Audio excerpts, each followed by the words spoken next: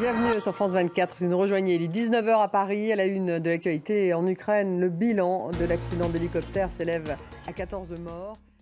Et ça sera justement le thème du débat à 19h10 qui sera consacré donc à ces derniers rebondissements. Finalement, où en est l'enquête? Quel est l'impact sur l'institution? On posera toutes ces questions à mes invités à 19h10.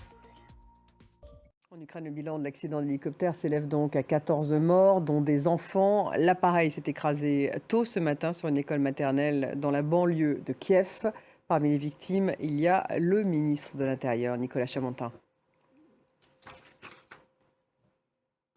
Et ce rebondissement spectaculaire dans l'affaire du Qatargate, l'ancien eurodéputé italien Pier Antonio Panzeri. Donc, ça sera le thème du débat dans un peu moins de 10 minutes. En Israël, la Cour suprême a invalidé la nomination du ministre de l'Intérieur, Aryeh Deri. Et puis aux Philippines, la lauréate du Nobel de la paix, Maria Ressa, et son site d'information en ligne Rappler ont été acquittés. C'est une victoire pour les journalistes, a-t-elle lancé.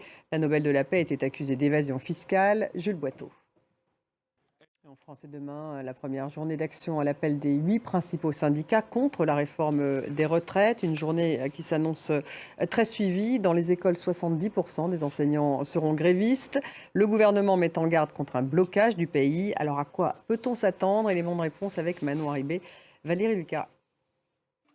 Ils veulent payer plus d'impôts et vite. L'appel insolite de 200 millionnaires et milliardaires à Davos. Ils participent actuellement au Forum économique mondial et ils souhaitent justement une meilleure taxation pour le bien commun. Bruno Le Maire a réagi. Marc Pau.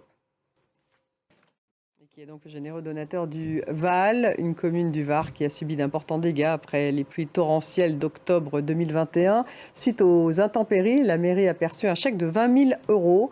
Jusqu'à présent, on ne connaissait pas l'origine du donateur. Eh bien, on le connaît désormais. Il s'appelle George Clooney, le célèbre acteur américain. Correspondant Noémie Dahan et Pierre Véraud.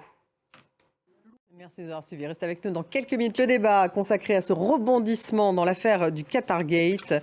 Restez avec nous.